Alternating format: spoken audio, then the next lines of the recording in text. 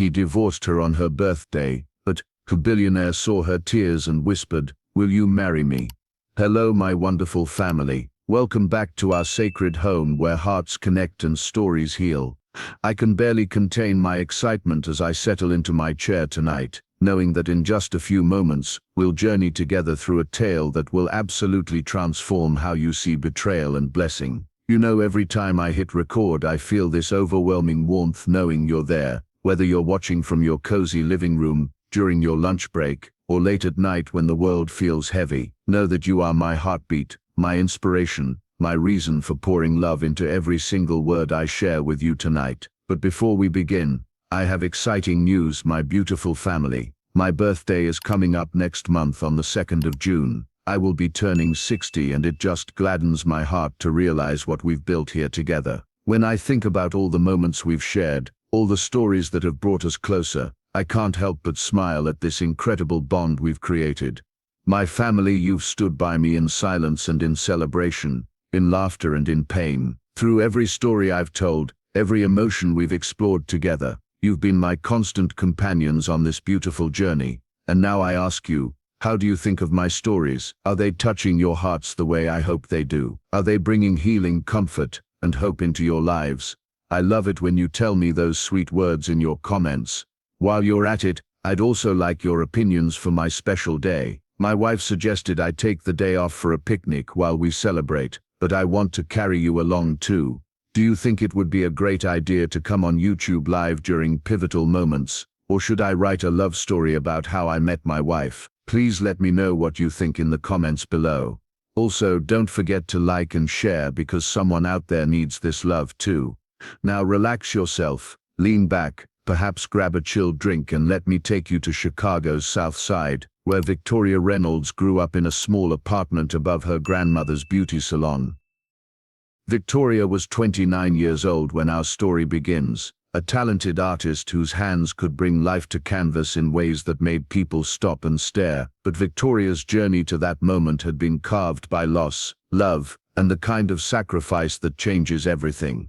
When Victoria was just 12 years old, her world shattered in a single phone call. Her parents, driving home from their anniversary dinner on a rainy October night, never made it back. The car accident took them both instantly, leaving Victoria orphaned and heartbroken. But her grandmother, Rosa Reynolds, didn't hesitate for even a moment. She opened her arms and her home, wrapping Victoria in the kind of love that heals wounds and builds dreams. Rosa Reynolds was a woman of strength and grace, who had raised 5 children of her own while running her beauty salon with hands that knew both hard work and gentle care. She became Victoria's anchor, her teacher, her best friend. For 17 years, they shared everything: Sunday morning pancakes, late-night conversations about art and life, and most importantly, Rosa's incredible collection of jewelry that had been passed down through 4 generations of strong women.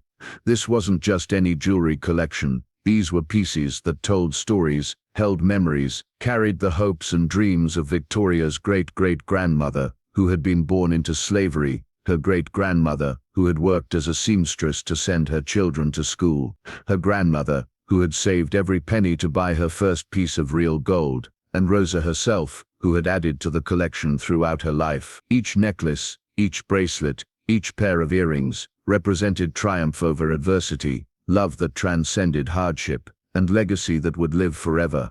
When Rosa passed away peacefully in her sleep on Victoria's 26th birthday, she left behind more than just jewelry. She left behind a treasure worth $95,000, but more importantly, she left behind a legacy of resilience, creativity, and the belief that dreams were worth fighting for. Victoria inherited not just precious metals and stones, but the stories of 4 generations of women who had refused to give up. By this time, Victoria had been married to Derek Matthews for just 6 months. Derek was 32, charming, ambitious, and completely convinced that he was destined for greatness in the tech world. He had swept Victoria off her feet with his confidence, his grand plans, and his promise that together they would build an empire.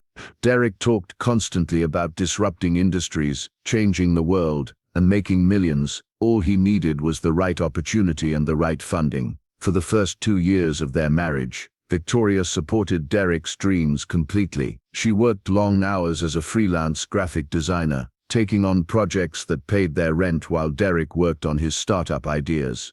She listened to his pitches, celebrated his small wins, and held him when potential investors said no. Victoria believed in marriage as a partnership, where both people lifted each other up and made sacrifices for the greater good.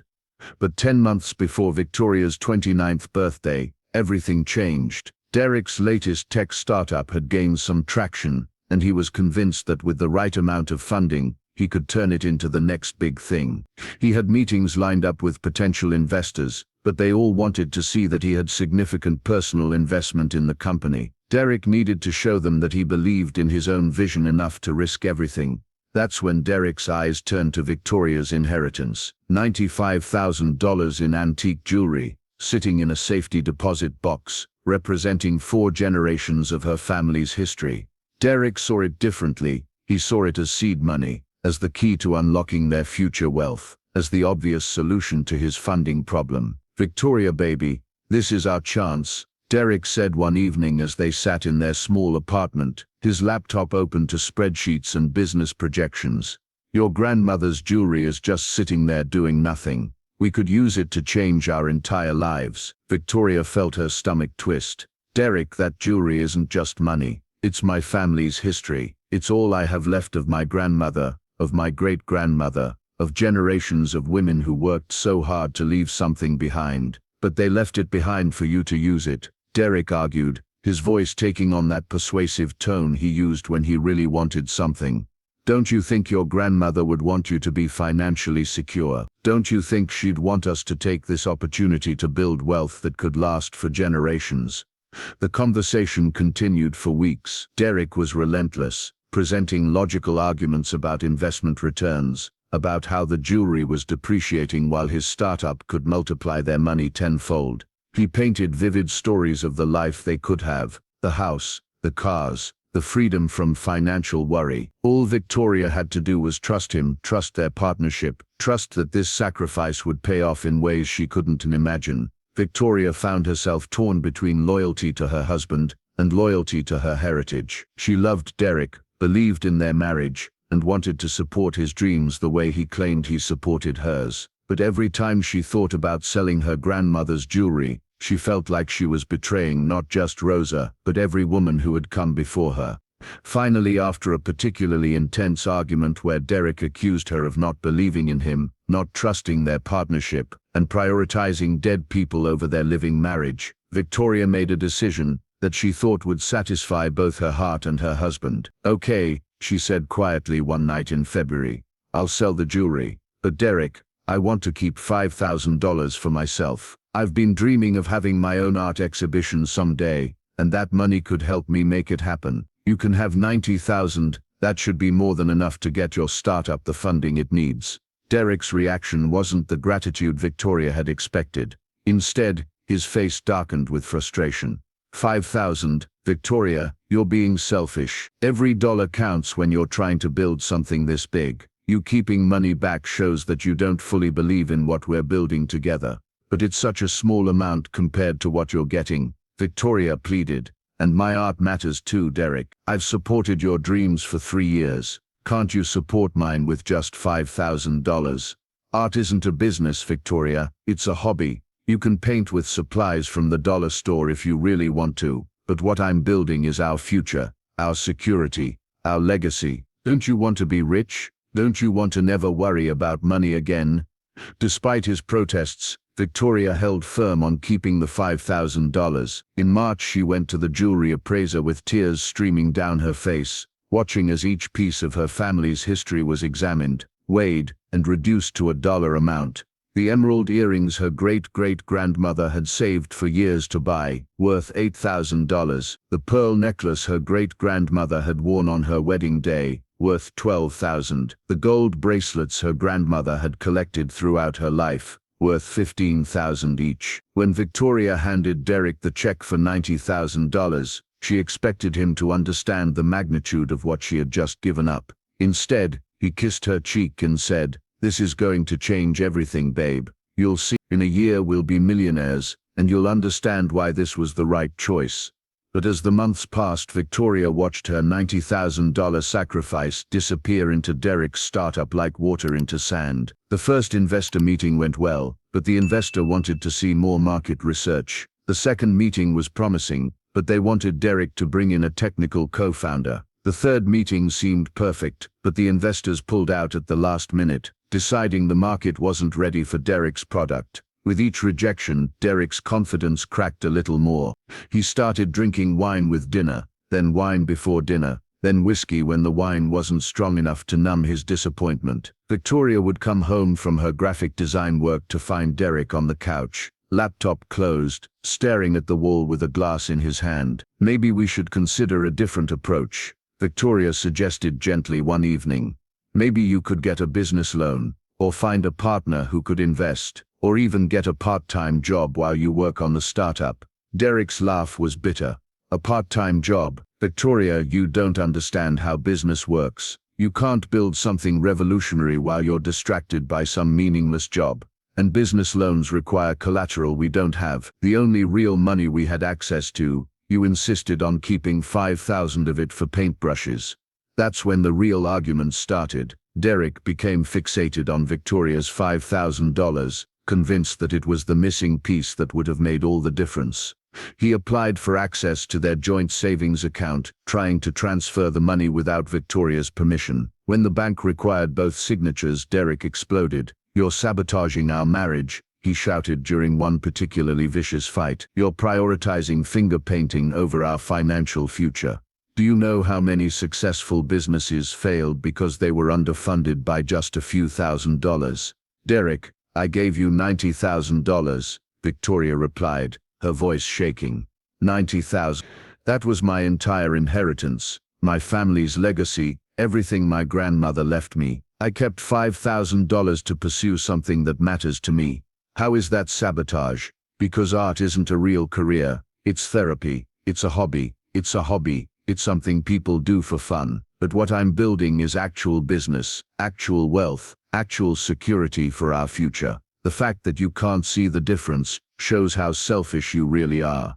These arguments became a regular occurrence. Derek would bring up the $5,000 whenever his startup faced another setback, whenever an investor said no, whenever his grand plans hit another obstacle. In his mind, Victoria's small act of self-preservation had doomed their entire future. Meanwhile, Victoria continued working her freelance graphic design jobs, often pulling late nights to meet deadlines so she could pay their rent while Derek focused on his startup. She watched her husband grow more bitter, more angry, more convinced that everyone was against him. The charming, confident man she had married was disappearing, replaced by someone who saw enemies and obstacles everywhere. But Victoria had a secret. During those long, lonely evenings while Derek drank and complained about his failures, Victoria painted. In their small spare bedroom, surrounded by canvases and brushes bought with careful savings from her freelance work, Victoria poured her heart onto canvas. She painted her grandmother's hands kneading bread,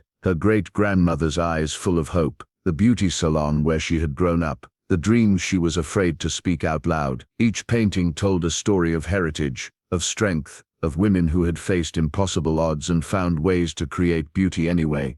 Victoria painted her pain, her hope, her longing for a partner who would see her dreams as worthy of support. She painted the jewelry she had sacrificed, trying to capture not just their physical beauty but the love they had represented. In November, while Derek was at another networking event, convinced that the next conversation would be the one that changed everything, Victoria did something that terrified and excited her in equal measure. She researched art galleries in Chicago, looking for opportunities to showcase her work. Most required years of professional experience, prestigious art school credentials, or connections she didn't have. But the Millennium Gallery, one of the most respected venues in the city, had an annual showcase for emerging artists. The application required a portfolio of 12 pieces, an artist statement, and a modest application fee. Victoria stared at the website for hours, her finger hovering over the submit button, knowing that applying felt like a betrayal of Derek's conviction that her art was worthless. Finally, with her grandmother's voice whispering encouragement in her memory, Victoria submitted her application. She included photos of her 12 most powerful paintings, wrote an artist statement about heritage and resilience, and paid the fee with money from her carefully guarded $5,000. For 3 months, Victoria heard nothing. She continued painting, continued working her design jobs, continued watching Derek chase increasingly desperate schemes as his original startup idea fell apart completely. Then, on a cold February morning, Victoria received an email that made her hands shake as she read it. Dear Victoria Reynolds, we are pleased to inform you that your work has been selected for our March Emerging Artist Showcase. Your exhibition will open on March 15th, which we understand is your birthday. We believe your powerful exploration of cultural heritage and personal resilience will resonate deeply with our patrons. Victoria read the email 3 times before she believed it was real.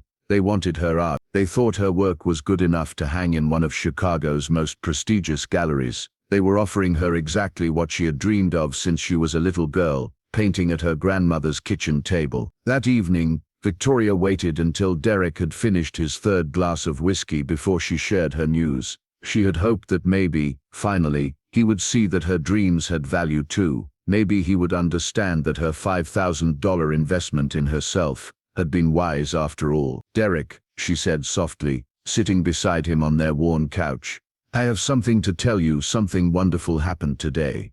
Derek looked up from his laptop, where he was reading about cryptocurrency investment strategies, his latest get-rich-quick idea. What's that? I applied to showcase my art at the Millennium Gallery, and they accepted me.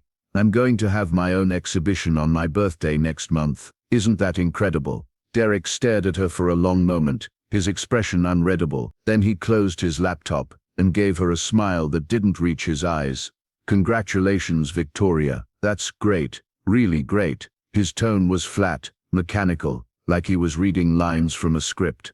But Victoria chose to focus on the words rather than the delivery. You'll come, won't you? It's on March 15th, my 29th birthday. I know it would mean everything to have you there supporting me.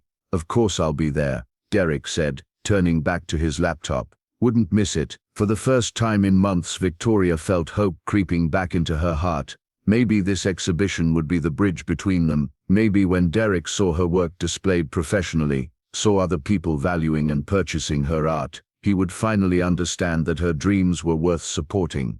Maybe her 29th birthday would mark not just another year of life, but a new chapter in their marriage, where both their aspirations mattered. Before we continue, my family, I need to pause here because I know some of you are feeling Victoria's struggle right now. You've supported someone else's dreams while yours collected dust. Drop a heart emoji in the comments if you've ever felt like Victoria in this moment, torn between loyalty and your own aspirations. Your engagement helps more people find these stories when they need them most. March 15th arrived with the kind of crisp Chicago spring evening that made the city lights dance against the darkening sky. Victoria stood in front of her bedroom mirror, smoothing the elegant black dress that had once belonged to her grandmother Rosa. The vintage fabric hugged her petite frame perfectly, as if it had been waiting 20 years for this exact moment. The dress was from the 1960s, with clean lines and a sophistication that spoke of an era when women dressed for important occasions with reverence and care. Victoria's fingers trembled slightly as she fastened her grandmother's gold cross necklace, the only piece of jewelry she had kept when everything else was sold. The delicate chain felt warm against her skin, carrying with it the weight of 4 generations of prayers, hopes, and dreams. As she looked at her reflection, Victoria could almost see Rosa standing behind her, hands on her shoulders, whispering words of encouragement. Misha, she could hear her grandmother's voice in her memory. You carry our strength in your hands, our stories in your heart. Tonight you honor not just yourself, but every woman who came before you who dreamed of seeing her granddaughter shine. Victoria took a deep breath, feeling the butterflies in her stomach settle into something closer to excited anticipation. Tonight was more than just an art exhibition. It was the culmination of years of secret painting sessions, months of careful planning, and a lifetime of dreams that had been dismissed by the one person whose support mattered most. But tonight, those dreams would speak for themselves. The Millennium Gallery stood like a beacon in downtown Chicago's art district, its floor-to-ceiling windows glowing with warm light that spilled onto the sidewalk. Victoria arrived 30 minutes before the official opening, wanting to see her work displayed one final time before the crowd arrived. Patricia Williams, the gallery owner, greeted her with genuine warmth and excitement. "Victoria, darling, you look absolutely radiant," Patricia said, her silver hair styled in an elegant chignon, her experience in the art world evident in how she moved through the space with confident grace.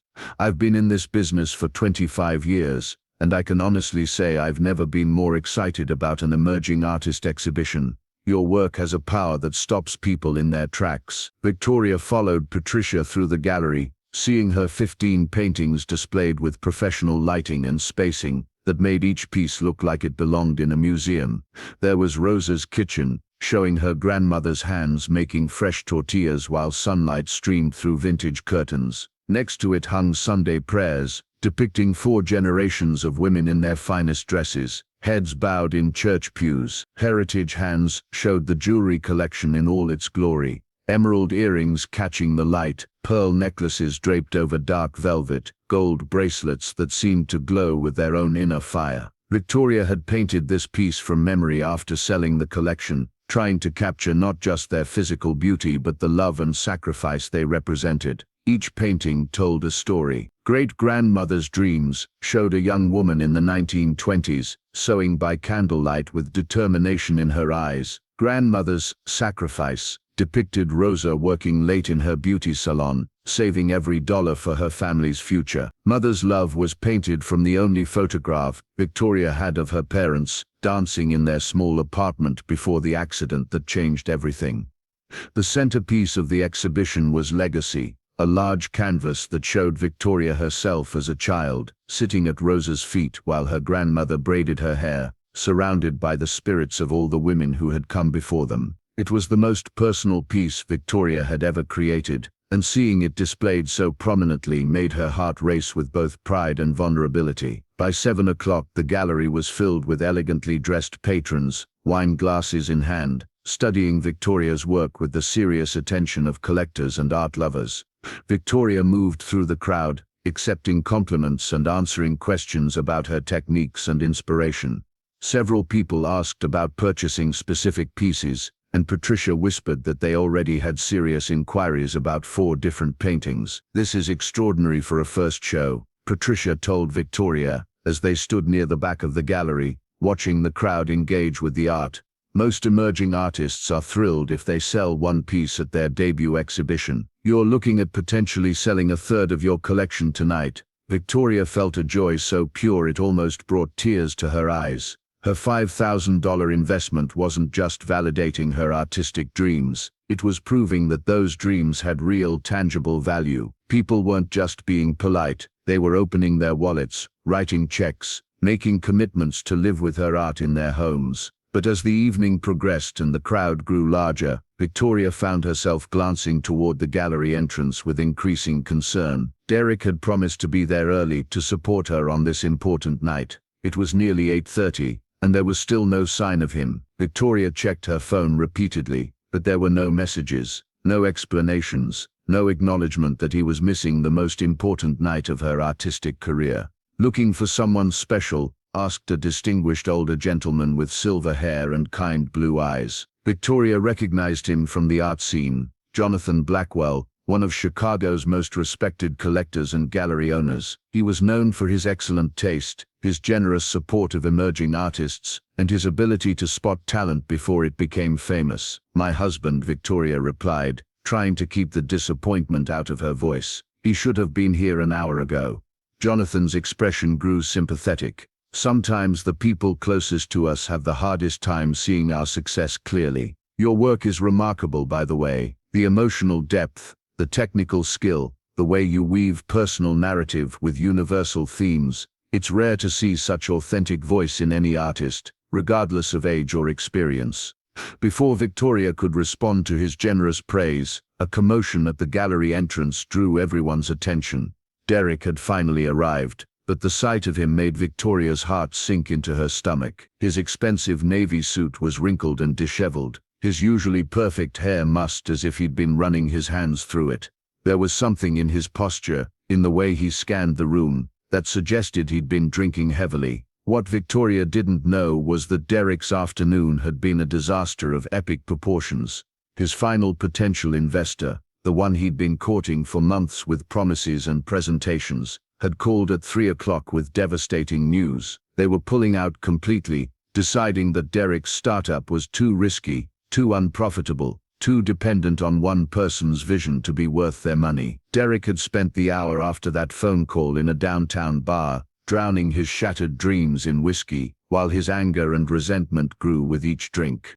In his alcohol-fueled rage, he had convinced himself that Victoria's refusal to give him that final $5,000 had been the deciding factor. If he had been able to show complete personal investment, if he had been able to demonstrate that even his wife believed in him enough to sacrifice everything, maybe the investors would have seen his potential. Instead, Derek saw his wife's art exhibition as the final insult, proof that her selfish decision to keep money for finger painting had not only destroyed his dreams but had somehow made hers come true. The sight of the elegant crowd, the sold pieces marked with red dots, the obvious success of Victoria's artistic vision, only fueled his anger further. Derek made his way through the crowd with barely concealed hostility, ignoring the curious glances from other patrons who could sense the tension radiating from him.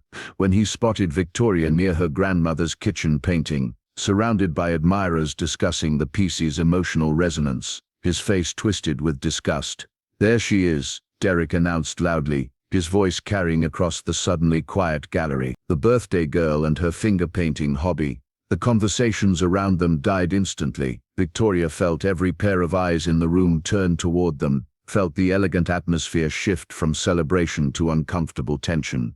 The smell of alcohol on Derek's breath was strong enough to make several nearby patrons step back. "Derek," Victoria said softly, her voice trembling with embarrassment and alarm. "You made it. What do you think of the exhibition?" Derek laughed, a harsh sound that made several people flinch. "Impressive turnout for therapy sessions," he said, grabbing a wine glass from a passing server and downing it in one gulp. "Though I suppose people will pay for anything these days if you package it right." Patricia Williams approached them quickly, her professional instincts kicking in as she tried to manage what was clearly becoming a scene. "Perhaps we could continue this conversation somewhere more private," she suggested diplomatically. "Private?" Derek's voice grew even louder. "Why should this be private? Everyone here should know the truth about tonight's featured artist and her $5,000 delusions." Jonathan Blackwell stepped closer, his expression darkening as he began to understand what was happening. "Sir," he said quietly, "this is neither the time nor the place for whatever grievances you might have." Derek turned to face the distinguished collector, swaying slightly. "And you are?" "Jonathan Blackwell. I own several galleries in the city, and I've been deeply moved by your wife's exceptional talent." "Talent?" Derek scoffed, his voice dripping with contempt. "Is that what we're calling it? Let me tell you about my wife's talent. Let me tell you about the real story behind these pretty pictures." Derek gestured wildly at the nearest painting, nearly knocking over another patron's wine glass. "You want to know about Victoria's art career? It's funded by dead women's jewelry. $95,000 of family heirlooms sold at auction, so she could play artist while I struggled to build something real. Something that could actually support us."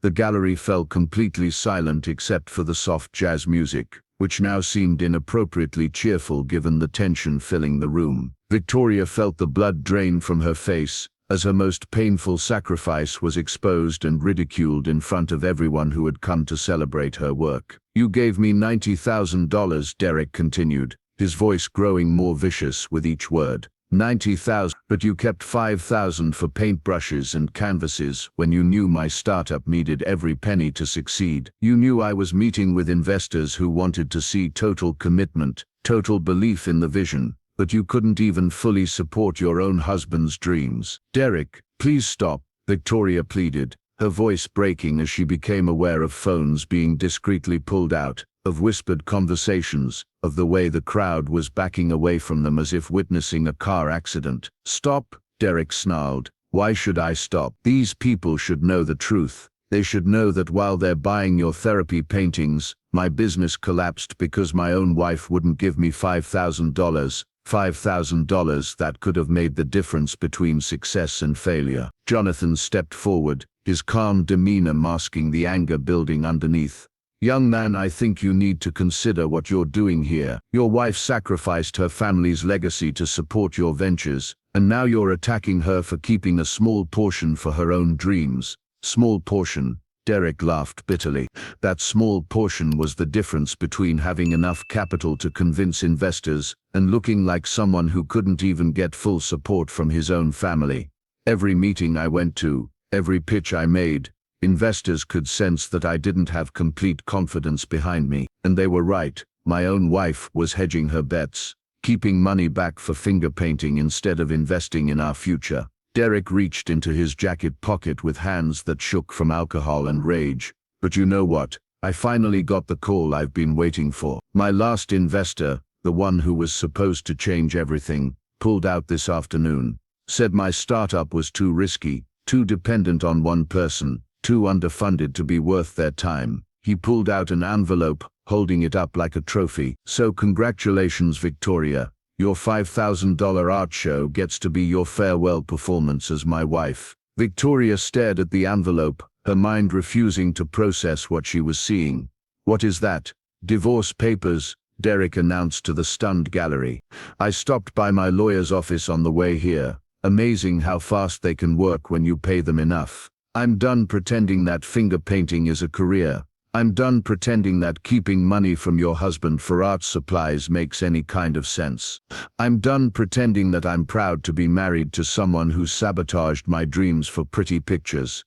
The envelope fell from Victoria's nerveless fingers, legal documents scattering across the polished gallery floor like fallen leaves. Around them, the sophisticated crowd stood frozen in shock at the unprecedented display of cruelty. Victoria felt the room spinning as Derek's words echoed in her mind. Her grandmother's jewelry, her careful savings, her marriage, all reduced to objects of ridicule. "Did you really think $5,000 would make you an artist?" Derek continued, his voice now carrying a note of pity that was somehow worse than his anger. "Did you think this little gallery opening would prove that you were right to hold back money while my business collapsed? Look around, Victoria. This is your big success. Selling finger paintings to people who feel sorry for you." The mention of her grandmother's jewelry, the dismissal of her heritage and dreams, the public humiliation in front of people who had come to celebrate her work. It was too much. Something inside Victoria shattered completely, and she sank to her knees in her grandmother's vintage dress, the black fabric pooling around her like spilled ink. Her shoulders shook with grief and humiliation as she covered her face with her hands, unable to maintain her composure any longer.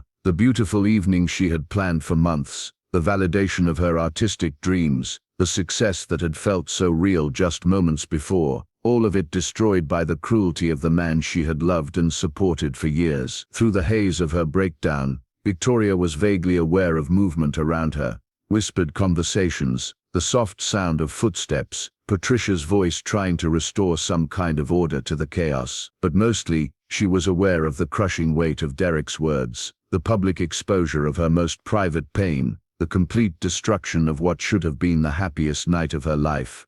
Then, unexpectedly, she felt a gentle hand on her shoulder. Through her tear-blurred vision, she looked up to see Jonathan Blackwell kneeling beside her, his expression holding no pity, only quiet understanding and barely contained fury at what he had just witnessed. "May I?" he asked softly, offering a pristine white handkerchief embroidered with his initials. Victoria accepted it wordlessly, pressing the soft fabric to her cheeks as she tried to regain some semblance of composure. Jonathan's presence beside her felt like an anchor in the storm, steady and protective, without being overwhelming. "What that man just did," Jonathan said, his voice low but carrying clearly in the silent gallery, "was not just cruel, it was ignorant. Your work doesn't just deserve respect, it demands it. I've been collecting art for 30 years, and I recognize extraordinary talent when I see it." His hand remained steady on her shoulder as he continued, "What you've created here tonight with your careful savings, your preserved heritage, your unwavering dedication to your craft, it's nothing short of magnificent. The fact that you invested $5,000 in yourself and created something this powerful shows more business wisdom than most people achieve with unlimited resources." Derek, who had been moving toward the exit, stopped at Jonathan's words. The alcohol was making it hard for him to process what was happening. but some part of him recognized that the dynamic in the room had shifted dramatically. Magnificent, Derek sneered, but uncertainty had crept into his voice. You're just being polite to avoid a bigger scene. Jonathan rose to his full height, his calm demeanor masking steel underneath. I don't do politeness in business, Mr. Matthews. Your wife sacrificed $90,000 of her family's legacy to support your failed ventures, then used her own small savings to create something beautiful and meaningful. She gave you everything she could, and asked to keep only enough to pursue her own dreams, and you've just thrown that generosity back in her face in the most public, cruel way possible. He paused, letting his words sink in while the crowd watched this unprecedented confrontation. What Victoria has accomplished with $5,000 shows more business acumen, artistic vision, and pure determination than most entrepreneurs achieve with millions in funding. The fact that you can't see that says everything about you and nothing about her. My beautiful family, this moment hits me hard, and I wonder, how many of you have been in Victoria's position, where your vulnerability turned into ammunition against you? But also, how many of you believe people like Jonathan still exist in this world? Let me know your thoughts in the comments below.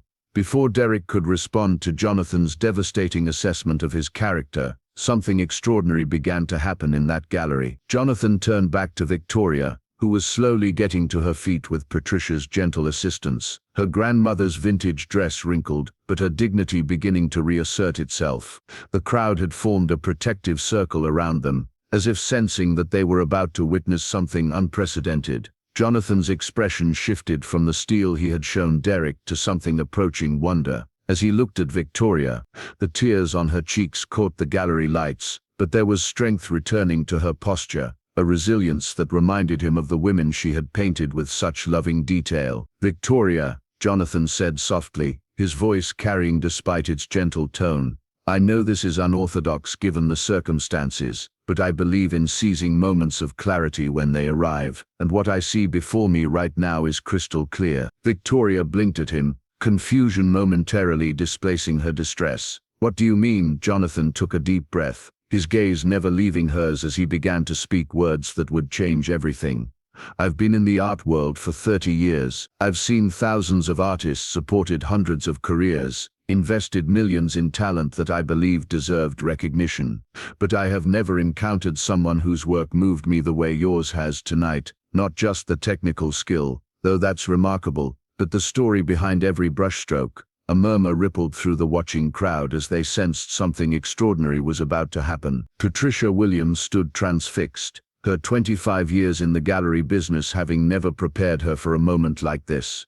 What I'm trying to say, Jonathan continued, his voice growing more confident as he found his rhythm, is that an artist like you, someone with your talent, your dedication, your wisdom in protecting your dreams even when pressured to abandon them, deserves a partner who sees your brilliance, not someone who diminishes it. You deserve someone who would treasure your heritage, not mock your sacrifices. You deserve someone who understands that your $5,000 investment in yourself shows more business wisdom than squandering $90,000 on failed schemes.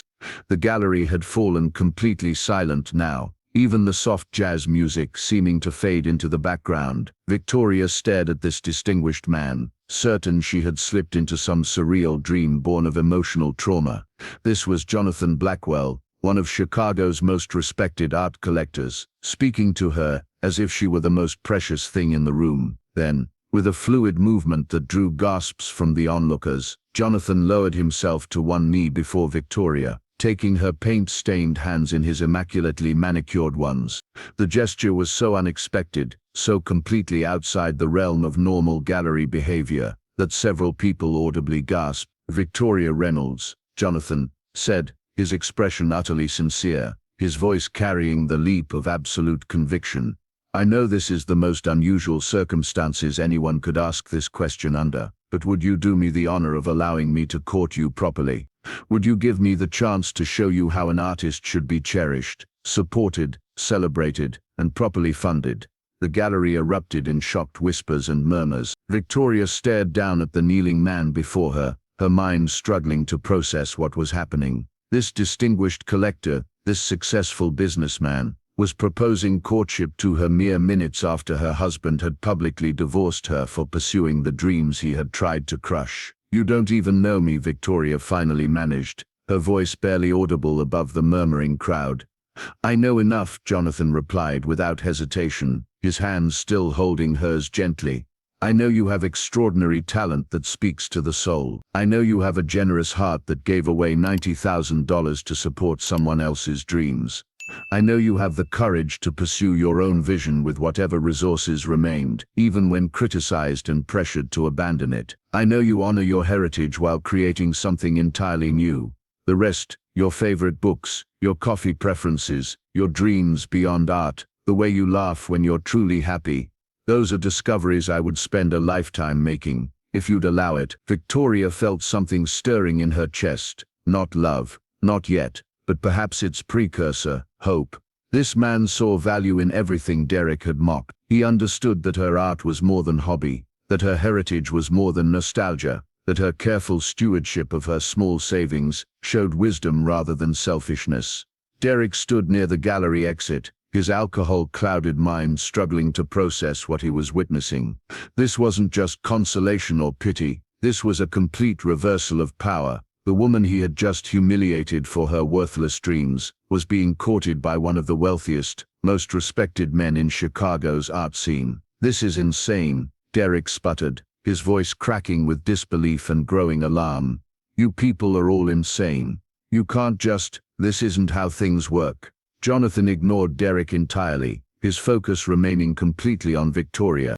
"I won't pretend this isn't unusual circumstances," he said gently. "But sometimes life presents opportunities that demand courage to embrace them. You've already shown that courage in your art, in your sacrifices, in how you faced tonight's cruelty with dignity that humbles everyone watching." Victoria looked down at this man kneeling before her, offering not just romantic interest, but professional respect, cultural understanding, and genuine appreciation for everything she had been told was worthless. Around them the crowd watched in fascination as this extraordinary moment unfolded, many of them pulling out phones to capture what they instinctively knew was a once-in-a-lifetime scene. "I don't know what to say," Victoria whispered, tears still flowing but now for entirely different reasons. "Say you'll give me a chance to prove that not all men are blind to beauty when they see it."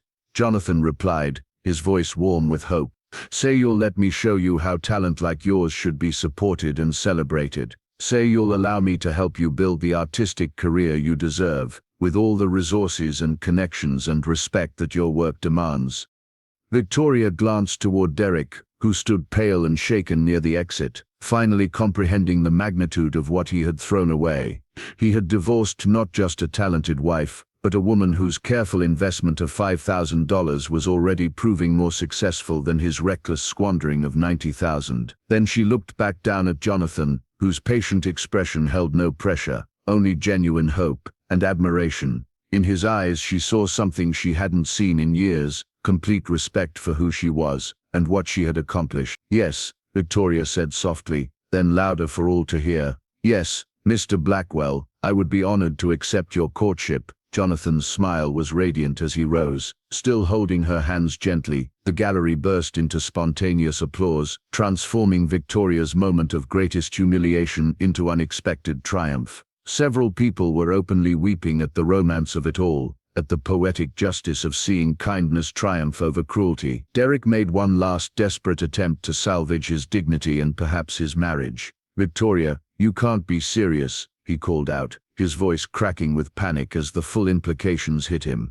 "This is all temporary emotion. When the novelty wears off, you'll see what I see. You'll remember that art isn't a real business, that I was trying to build something substantial for our future." Jonathan finally turned to address Derek directly, his voice calm but carrying unmistakable authority that came from decades of successful business dealings. "What you built, Mr. Matthews, was resentment and failure. What you see as frivolous finger painting, the art world recognizes as exceptional talent. What you dismissed as worthless dreams, collectors are already offering serious money to purchase. What Victoria accomplished with $5,000 shows more business wisdom and return on investment than your $90,000 disaster."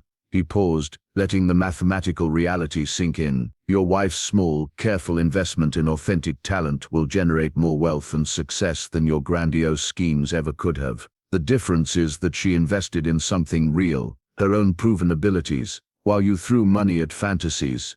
Derek's face cycled through disbelief, rage, and growing alarm as he finally grasped what was happening. This wasn't just about losing Victoria. This was about being publicly exposed as someone who had been too blind to see the treasure he possessed, too selfish to support it, and too proud to admit his mistakes. With that devastating assessment hanging in the air, Derek stumbled toward the exit, leaving behind the woman whose dreams he had tried to crush, and the artistic legacy he had never understood. His expensive suit couldn't hide the defeat in his posture as he pushed through the gallery doors into the Chicago night. As Derek's footsteps faded, the atmosphere in the gallery transformed completely. The tension and ugliness of his presence evaporated, replaced by celebration and wonder at what everyone had just witnessed. Patricia Williams approached with tears in her eyes and exciting news. "Victoria, darling," she said, her voice trembling with emotion, "I need to tell you what's been happening while all this was unfolding. We've had inquiries about purchasing your entire collection. Every single piece. The phone hasn't stopped ringing, and I have serious collectors asking about commissioning new works." Jonathan nodded approvingly, his business experience recognizing the significance of such immediate, comprehensive interest.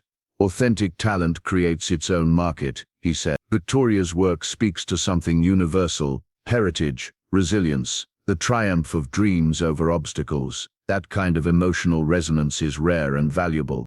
As the evening continued, Victoria found herself surrounded by genuine admirers of her work, collectors interested in commissions and other artists eager to collaborate. The cruel interruption that had threatened to destroy her debut had somehow transformed it into something even more powerful, a story of resilience that would be talked about in Chicago art circles for years to come. Jonathan remained by her side throughout, not possessive but protective, ensuring she was never overwhelmed while celebrating each small victory. When a collector offered $15,000 for Heritage Hands, the painting of her grandmother's jewelry collection, Victoria felt a profound sense of completion. The legacy she had been forced to sell was being honored and valued in ways Derek had never understood. "How are you feeling?" Jonathan asked during a quiet moment as they stood before her grandmother's kitchen painting, watching a young couple discuss commissioning a similar piece about their own family history. "Like I finally made the right investment," Victoria replied, studying the vibrant colors that told her grandmother's story.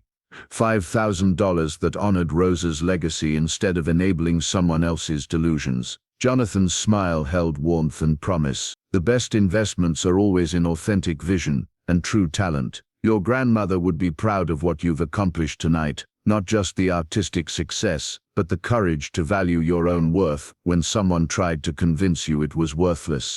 6 months later, Victoria's second exhibition opened to critical acclaim and sold out within hours, with pieces commanding prices between $50,000 and $75,000 each. The careful documentation of her heritage, her exploration of cultural identity, and her technical mastery had established her as one of Chicago's most promising emerging artists. Jonathan had been true to his word, providing not just romantic partnership but professional mentorship.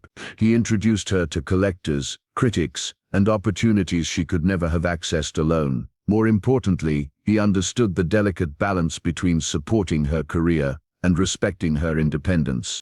He funded a professional studio space, but never tried to influence her artistic vision. He opened doors but let her walk through them on her own terms. Victoria's days were now filled with commissioned works, gallery meetings, and the kind of artistic freedom she had dreamed about while painting in her spare bedroom. She had hired an assistant to manage the business side of her career, invested in high-quality materials, and begun work on a series exploring immigrant experiences that was already generating excitement among collectors. As for Derek, his tech startup had failed completely after burning through Victoria's $90,000 sacrifice.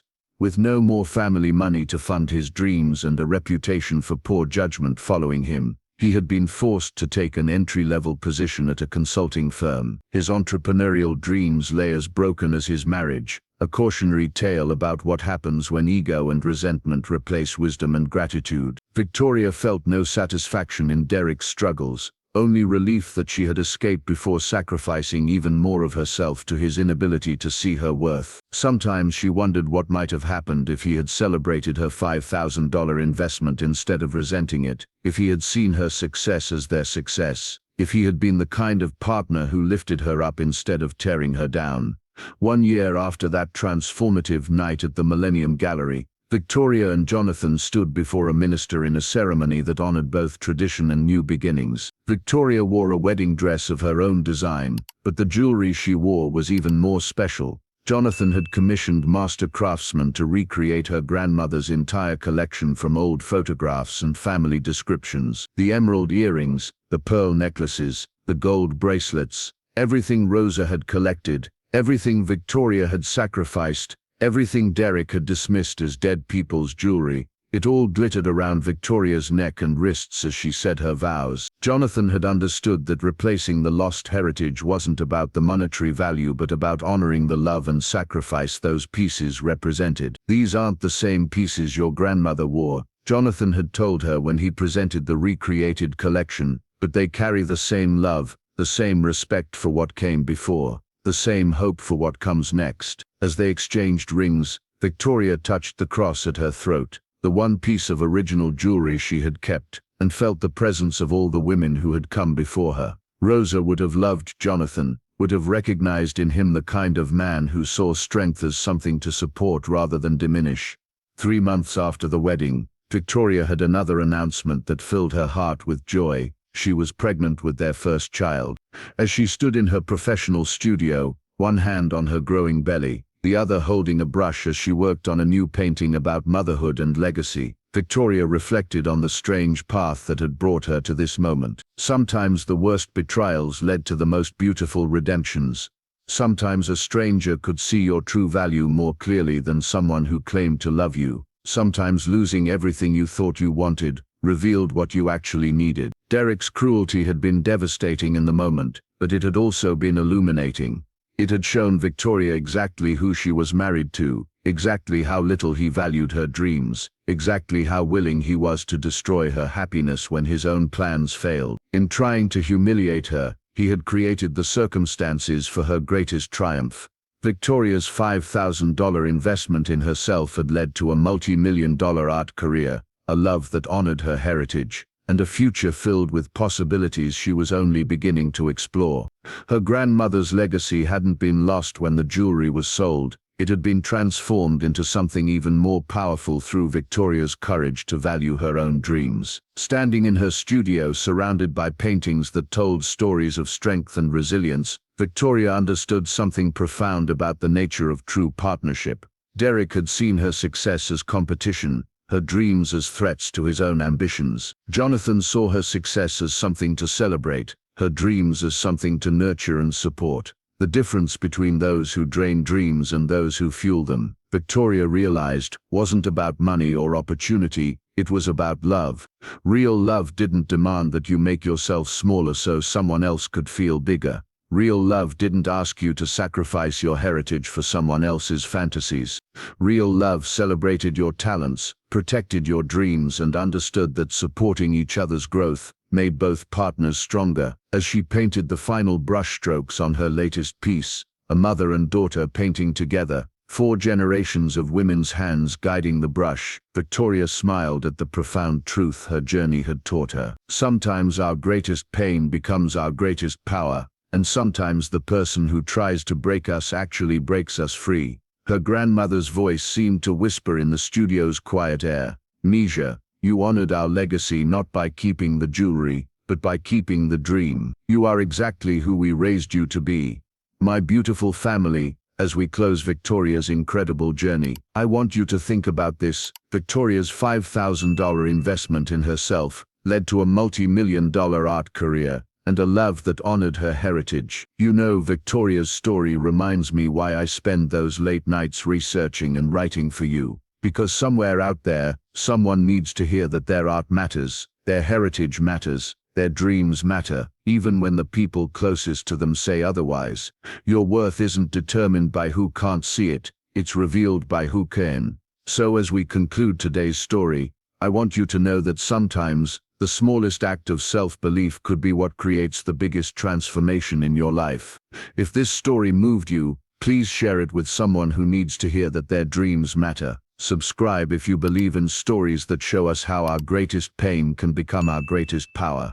And comment below, what dream are you protecting like Victoria protected hers? Until our next story, remember, you are not what you've lost. You are what you're brave enough to become. Sweet dreams, and thank you for letting me share this journey with you.